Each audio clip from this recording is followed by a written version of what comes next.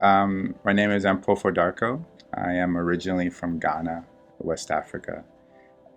And I came to the States when I was really young. I was about 9 years old.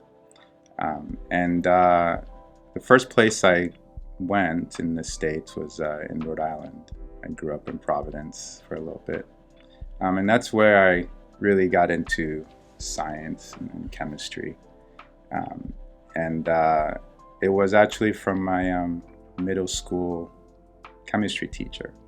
And one of the things we did was we played Jeopardy with chemistry. And I knew I liked chemistry when I was the only one excited about playing chemistry Jeopardy. Nerd. Yeah, I was a nerd, right?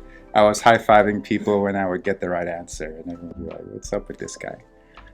So that's when it kind of clicked for me, and I've sort of enjoyed it ever since. Some other things I do for fun, I play soccer. When you're from Ghana, you have to like soccer, and we all play.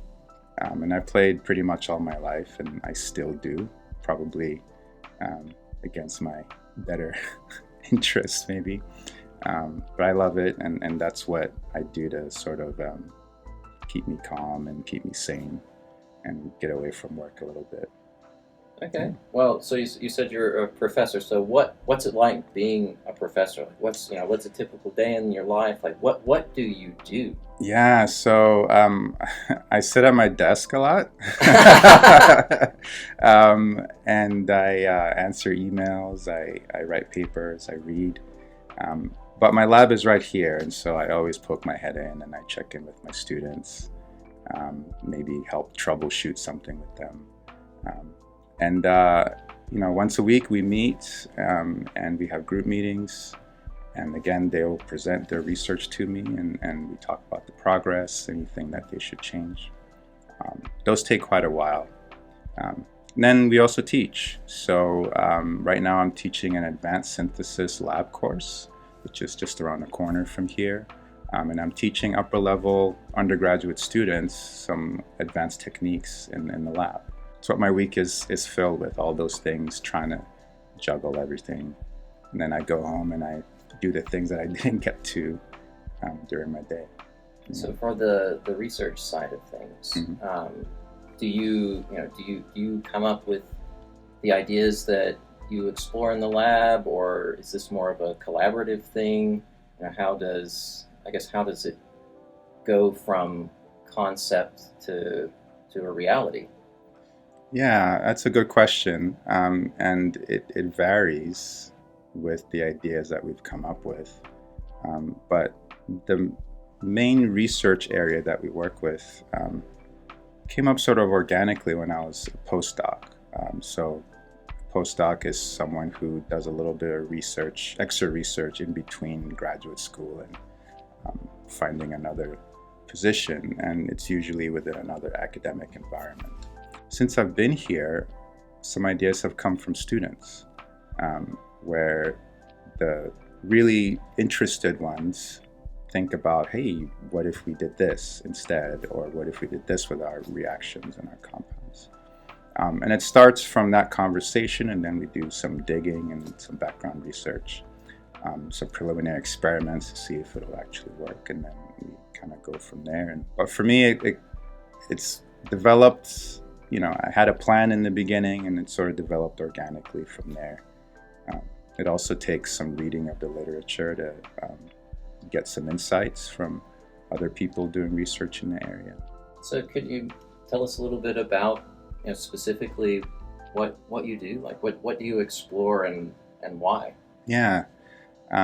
So as a postdoc, like I mentioned, I became interested in catalysis, and specifically rhodium catalysis. And so they do these reactions called carbene transfer, in which they have applications in the pharmaceutical field, for example.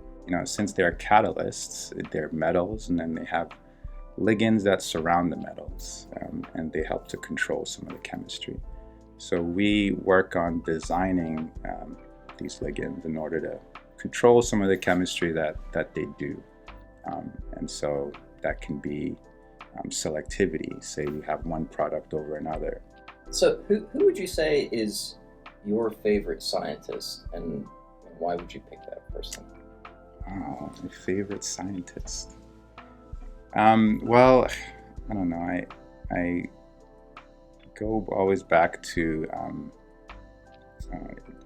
this might sound very generic, but Albert Einstein, and only because he probably isn't the only one, but I've heard that he was bad at other things, right? So he was bad at math or something like that, and he still, but he found something that spoke to him, and then became renowned for it, right?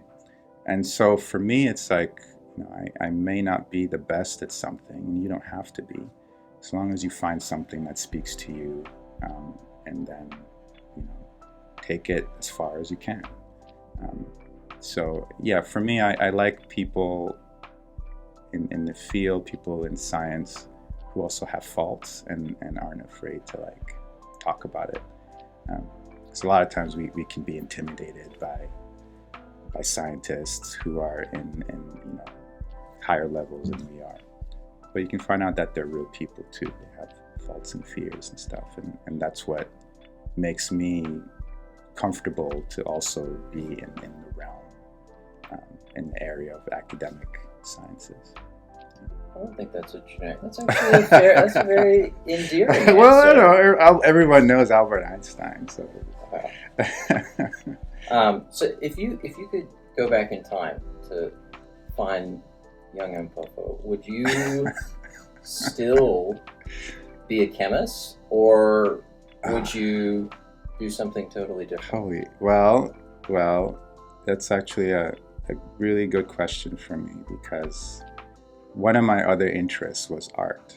Right? As a kid, I loved to draw, and that's what I really wanted to do.